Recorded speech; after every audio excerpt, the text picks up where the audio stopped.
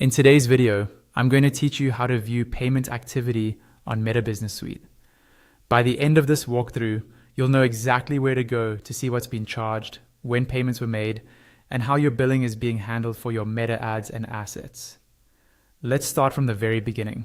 First, open your browser and go to Meta Business Suite.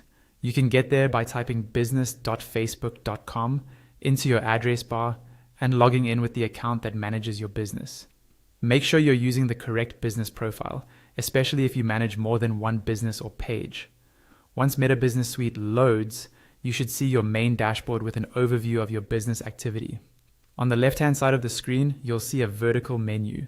Look through that menu for the option labeled Settings. It may appear towards the bottom of the list, depending on your layout. Go ahead and click on Settings. This will open a new panel or page where you can manage different aspects of your business account, from users and permissions to billing. Within the settings area, keep your focus on that left-hand column. You'll see several categories, and the one you're looking for is called Billing and Payments. Click on Billing and Payments to open the Billing Hub.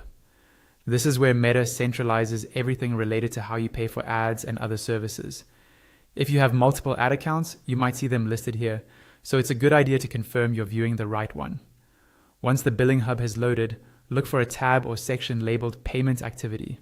This is usually visible near the top or as part of the billing navigation. Click on Payment Activity. When you do, Meta will display a detailed list of your recent charges, payments, and invoices linked to your selected account.